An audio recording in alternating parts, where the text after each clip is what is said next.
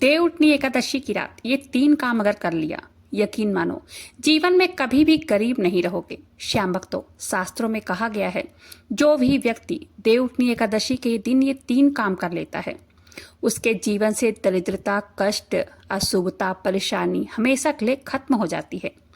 इस दिन का व्रत केवल धन प्राप्ति का साधन नहीं है, बल्कि हमारे कर्म, मन और आत्मा को शुद्ध करने का मार्ग है। क्योंकि कहा गया है, जहाँ धर्म होता है वहाँ लक्ष्मी स्वतः ही खींची चली जाती हैं। लेकिन बहुत कम लोग जानते हैं कि इस एकादशी पर किए जाने वाले वो कौन से 3 कार्य हैं जो जीवन में सुख समृद्धि का द्वार खोल देते हैं।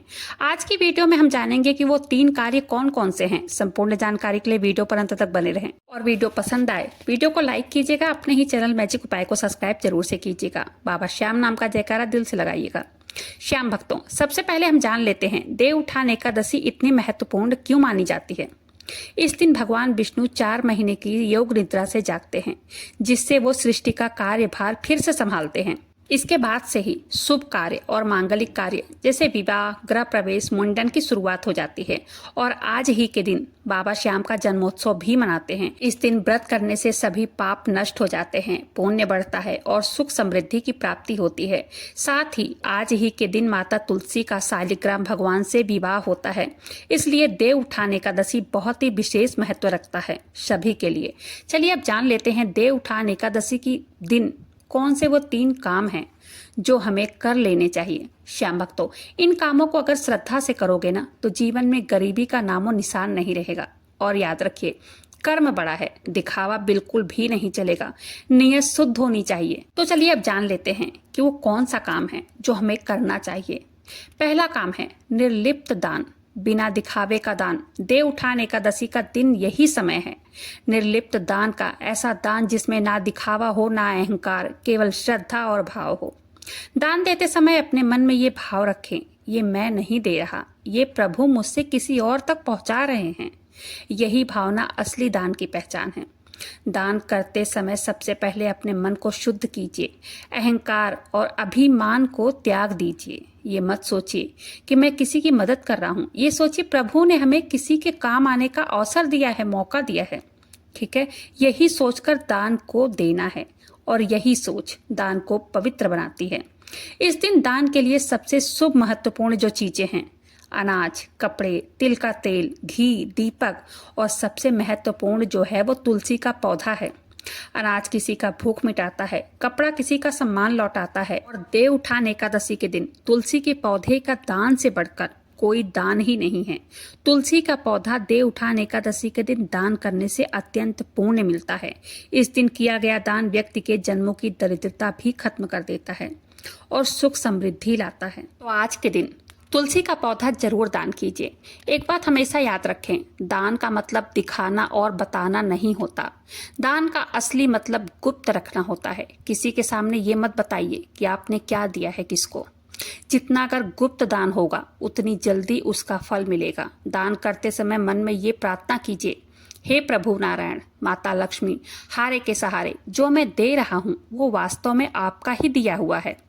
मैं इसे आपके चरणों में अर्पित करता हूँ। मेरे इस दान से किसी का दुख मिटे, यही मेरी कामना है। और ओम श्री श्याम देवाय नमः मंत्र का जाप भी आप बोल सकते हैं, या ओम नमो भगवते वासुदेवाय का मंत्र बोल सकते हैं। दान देते समय या फिर मन में कुछ भी ना आए तो बस कह दीजिए, हे प्रभु, हे दानी, मेरी नहीं है ये दान, आपकी कृपा से हुआ है ये, इसे स्वीकार करें। याद रखिए, दान का महत्व समान चीजों में नहीं, भावनाओं में होती है। अगर आपके पास एक रोटी है और उसमें से आधी रोटी किसी भूखे को अगर आप दे देते हैं, उसका पुण्य सोने से भी अधिक हो जाता है। दान देने के बाद बाबा श्याम के सामने दीपक जलाइए, दोनों हाथ जोड़कर प्रार्थना करें, हे बाबा श्याम, मेरे जीवन से अभाव दूर करें, मुझे सद्बुद्धि दें, मैं सदा दूसरों की सहायता कर सकूं। क्योंकि बाबा श्याम खुद बहुत बड़े दानी हैं। उन्होंने अपना शीश प्रभु श्री कृष्ण को दान कर दिया था। जो व्यक्ति दान करता है उस पर बाबा श्याम की कृपा खूब बरसती है। दान करते समय अपने चेहरे पर एक मुस्कान रखिए, क्योंकि जब आप मुस्कुराकर किसी को कुछ देते हैं, वो मात्र एक वस्तु, एक चीज नहीं रह जाती है, बल्कि आपका भाव सामने वाले के हृदय में पहुंचता है। यही वो तरंग है जो आपके जीवन में संपदा लाती है। और सबसे बड़ी बात, दान का असर केवल धन तक सीमित नहीं होता है।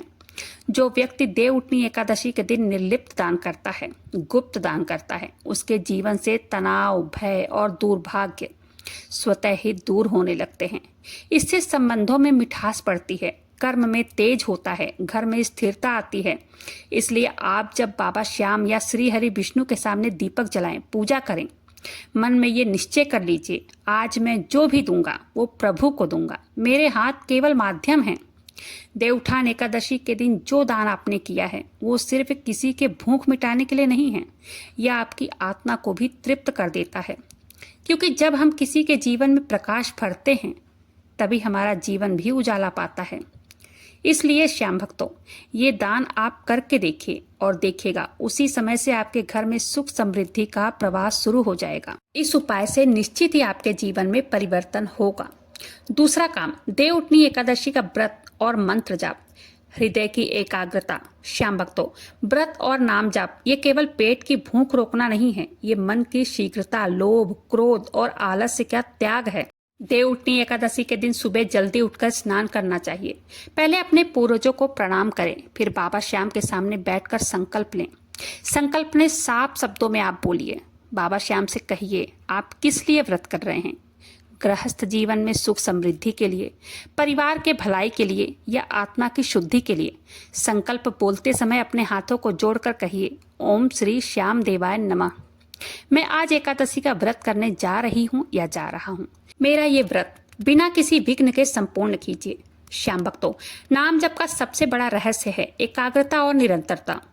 मंत्र जप सिर्फ शब्दों की संख्या नहीं होती है, बल्कि मंत्र जप मन की शुद्धि करता है।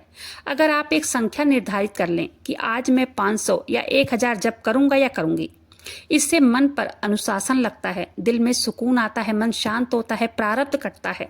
इसके लिए कोई भी नाम आप जप कर सकते हैं, जो भी नाम आपको पसंद हो। ओम श्री श्याम देवाय नमः या जय श्री श्याम, राधे राधे या राम राम, कोई भी नाम जप कर सकते हैं। एकादशी को रात में भजन कीर्तन जागरण करना चाहिए और मंत्र जाप करना चाहिए। भजन कीर्तन जागरण मंत्र जाप ये सब बहुत ही उत्तम फल देता है देवउठान एकादशी के दिन करने पे। इसका प्रभाव दोगुना मिलता है जब प्रेम से कीजिए, प्रभु के प्रति सच्चा समर्पण करके कीजिए। एकादशी के दिन तामसिक चीजों का प्रयोग बिल्कुल भी ना करें। मांस, शराब, प्याज, लहसुन, यहाँ तक कि इस दिन चावल भी नहीं बनाना चाहिए। देवउठनी एकादशी के दिन किसी का दिल मत दुखाइए। झूठ, गाली गलौज ये सब कुछ नहीं करना चाहिए। एकादशी व्रत का असली अर्थ है अहंकार, क्रोध, लोभ का त्याग। देवउठान एकादशी प्रभु के नाम का जाप जरूर करें। देवउठान एकादशी पर अगर आप निर्जला उपवास नहीं रख पा रहे हैं तो फल और जल का सेवन कर सकते हैं। श्याम भक्तों, बाबा श्याम का व्रत रखिए, संकल्प कीजिए, नाम जप कीजिए, दान कीजिए, निश्चित ही आपके जीवन में बदलाव आएंगे।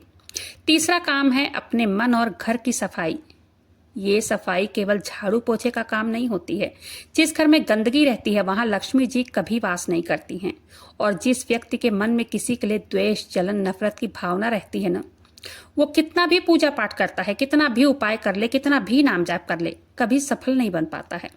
वो हमेशा दुखी रहता है। घर की सफाई का सीधा संबंध ऊर्जा से होता है। वो हर वस्तु, हर कोना अपने अंदर कुछ कंपन रखता है। जब हम सफाई करते हैं हम सिर्फ धूल नहीं हटाते हैं, हम अपने जीवन के रास्ते पे रुकी हुई सकारात्मक शक्ति को फिर से प्रवाहित करते हैं। क्योंकि स्वच्छता ही लक्ष्मी का द्वार है। जिस घर में शुद्धता होती है वहां माता लक्ष्मी का निवास स्वतः हो जाता है। घर में धूल झाड़ने के साथ साथ अपने विचारों की भी सफाई जरूर से करनी चाहिए। अपने अंदर झांक कर देखिए और अपने आप से पूछिए, क्या किसी से मनमुटाव है आपका? क्या आपके मन में किसी के प्रति द्वेष है, नफरत है? आज के दिन उसे समाप्त करके किसी से माफी मांग लीजिए या मन ही मन किसी को क्षमा कर दीजिए। यही तो है मानसिक स्वच्छता। आज के दिन एक उपाय और कीजिएगा। शाम के टाइम प्रदोष काल में अपने मेन डोर पर, चौखट पर दीपक जलाइए। दीपक के चारों तरफ थोड़ा सा चावल छिड़क कर थोड़ा सा हल्दी डाल दीजिए और हाथ जोड़कर प्रार्थना करें, हे विष्णु प्रियाय, मेरे घर में अभाव, कलह और आलस्य को दूर करो। यहाँ केवल प्रेम, सत्य, कर्म, शांति बसाओ। मेरे घर में पधारो, आपका स्वागत है। जब आप ऐसा करेंगे ना, तब आपके घर की ऊर्जा बदल जाएगी। ऐसा लगेगा जैसे कोई अदृश्य शक्ति आपके सर से सारे बोझ हटा रही है। अपने आप में ही आपको हल्का और शांति महसूस होने लगेगी। तो उम्मीद करती हूँ वीडियो पसंद आई होगी और वीडियो के अंत में बाबा श्याम के जन्मोत्सव की ढेर सारी शुभकामनाएं आप सभी श्याम भक्तों को। अगर वीडियो पसंद आई हो प्लीज़ वीडियो को लाइक कीजिएगा, अपने ही चैनल मैजिक उपाय को सब्सक्राइब जरूर से कीजिएगा, बाबा श्याम नाम का जयकारा दिल से लगाइएगा। मिलते हैं फिर ऐसे किसी वीडियो के साथ, तब तक के लिए जय श्री श्याम, हारे के सहारे की जय हो।